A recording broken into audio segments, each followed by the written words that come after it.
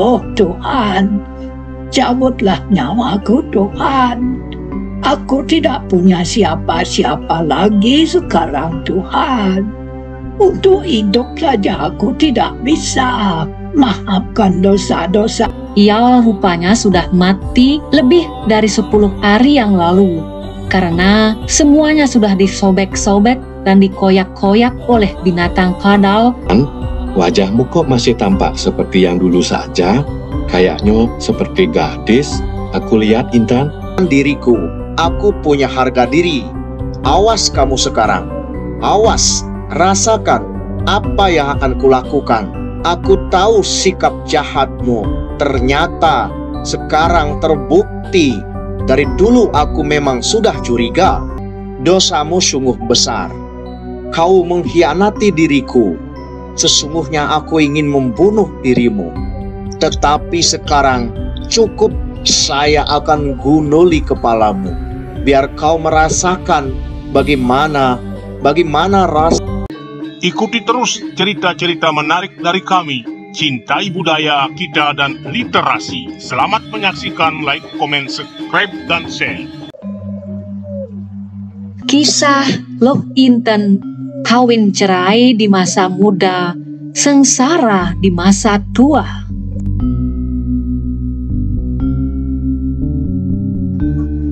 Kini Loh Inten sudah menjadi ibu muda. Ketika ia masih remaja, adalah rebutan daripada lelaki, karena ia adalah bunga desa di tempatnya.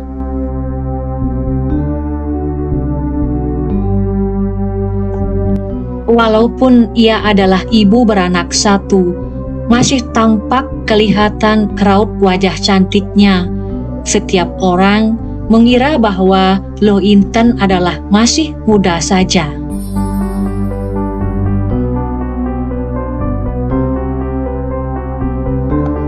Walau wajahnya lebih cantik dari rata-rata pada umumnya, Loh Inten bersuamikan Putu. Ia adalah seorang petani yang hidupnya sangat sederhana. Loh, Beli akan berangkat sekarang ke kebun loh. Silahkan jagalah anak-anak di rumah, agar nanti kalau ia sekolah persiapkan apa saja yang diperlukan. Ya loh, sebentar lagi Beli juga akan datang loh. Ya Beli, hati-hatilah. Ini juga aku sedang mempersiapkan masak untuk anak kita nanti, Beli.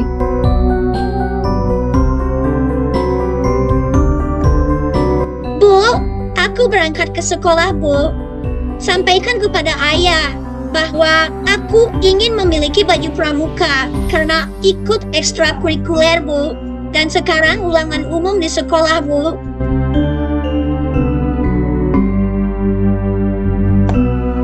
Ya, baiklah nak. Akan ibu sampaikan kepada ayahmu keperluan pakaian sekolahmu nak. Dan hati-hatilah nak di jalan. Lihat kanan kiri nak kalau mau menyeberang. Terima kasih. Baiklah, Bu.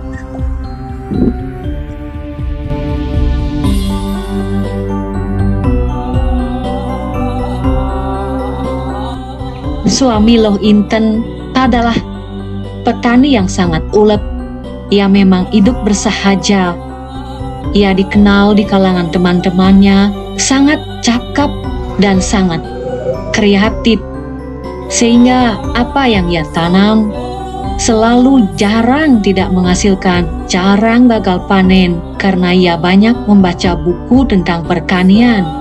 Ia pun melakukan pekerjaan sungguh-sungguh di kebunnya dan banyak menghasilkan berguna bagi hidupnya.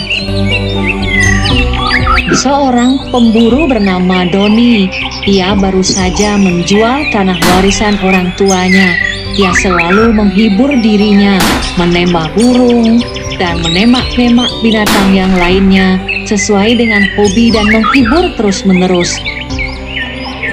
Ia sengaja mendekati pondok Intan dan Putu karena ada sesuatu yang dia inginkan, melihat kecantikan istrinya Putu. Ia pun menggodanya.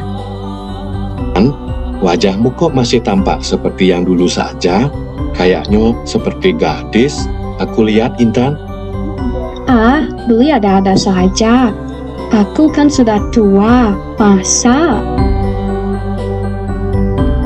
Iyalah, aku kan mengatakan yang sebenarnya tidak mengada-ada. Ayo ikut aku, di sana ada banyak burung loh. Sepertinya Intan telah terjebak dengan rayuan Doni, sehingga ia menuruti apa saja yang dikatakan Doni.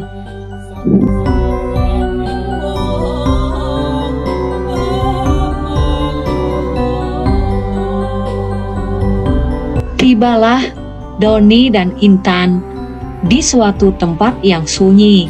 Di sana dikatakan banyak burung berkeliaran. Beberapa kali Intan melihat ke atas pohon, tak melihat burung, tetapi Doni sibuk membidiknya dan seolah-olah burung itu sedang bertengger di dahan. Sementara Putu pulang dari kebunnya dengan perut lapar, tergesa-gesa dengan harapan makanan sudah tersedia di rumah. Ternyata ia sangat terkejut karena istrinya Intan tidak lagi berada di tempat. Ia pun berusaha mencarinya. Intan, Intan, di mana kau, istriku? Intan, Intan. Setelah berupaya mencari ke sana kemari, rupanya hilanglah kesabaran Putu. Ia mempunyai insting istrinya itu melakukan sesuatu hal yang aneh-aneh yang merupakan tidak selayaknya dilakukan oleh orang yang bersuami. Ia pun mengambil parang karena marahnya membara. Rasakan sekarang, Intan, jangan permainkan diriku. Aku punya harga diri. Awas kamu sekarang.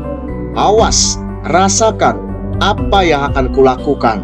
Aku tahu sikap jahatmu. Ternyata sekarang terbukti. Dari dulu aku memang sudah curiga. Tangan Intan pun ditarik tak melakukan perlawanan. Ia memang telah betul-betul melakukan sesuatu yang dilarang agama. Marah, Putu memuncak di bawah Intan di atas sebuah batu. Apa yang akan dilakukannya? Ampun, Intan, ampun. dosamu sungguh besar. Kau mengkhianati diriku. Sesungguhnya aku ingin membunuh dirimu. Tetapi sekarang cukup. Saya akan gunduli kepalamu. Biar kau merasakan bagaimana rasanya kesedihan yang akan terjadi. Bagaimana penyesalan. Supaya kamu mempunyai penyesalan. Dasar wanita bebal. Rasakan sekarang.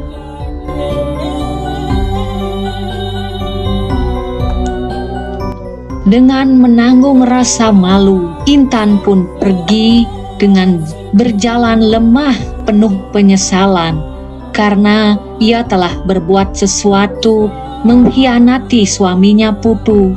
Kini ia dirundung kesedihan kembali ke rumah orang tuanya.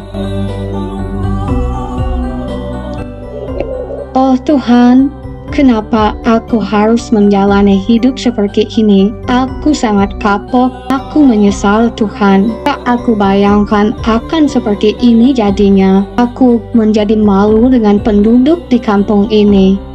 Aku sekarang menjadi orang yang tidak berguna, Tuhan. Tak berselang lama, didatangkanlah seorang dukun oleh orang tuanya untuk memulihkan pikirannya agar ia merasa tenang. Intan, dirimu tak usah terlalu larut dalam kesedihan dan penyesalan. Semua manusia memang memiliki benar dan salah. Kapan ia pernah berbuat benar, tentu juga pernah ada kesalahan. Marilah kita lanjutkan. Pandang masa depanmu yang lebih baik dari sekarang, Intan. Tenangkan pikiranmu. Intan pun akhirnya jatuh cinta kepada penasehat spiritualnya itu. Namun tidak begitu lama, akhirnya juga bercerai karena tidak ada kecocokan. Seiring berjalannya waktu, akhirnya Intan bertemu dengan seorang saudagar sapi yang bernama Darna.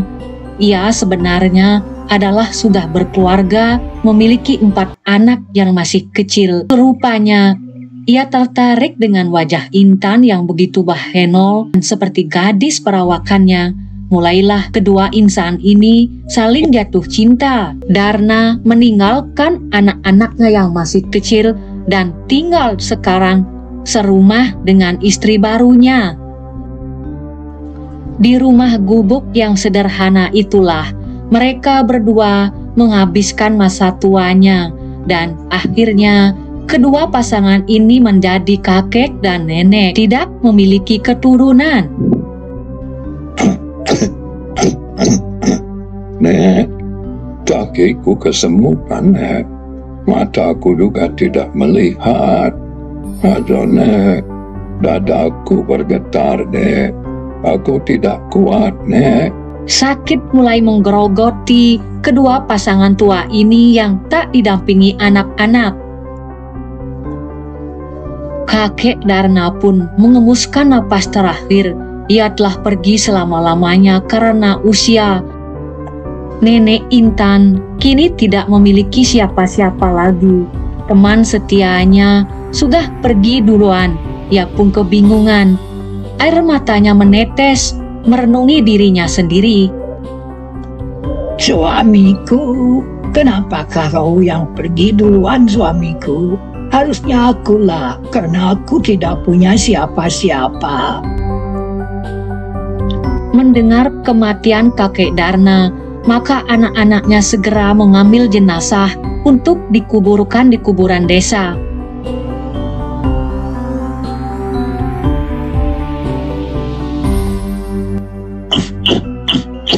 Oh Tuhan, cabutlah nyawaku Tuhan. Aku tidak punya siapa-siapa lagi sekarang Tuhan. Untuk hidup saja aku tidak bisa. Maafkan dosa-dosaku Tuhan. Mungkin di zaman dulu aku banyak dosa. Aku insaf sekarang Tuhan.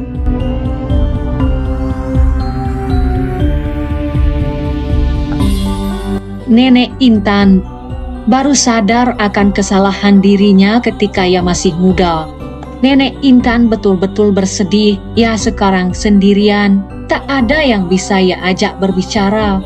Dalam kesunyian, itulah kesalahannya ketika di masa lalu.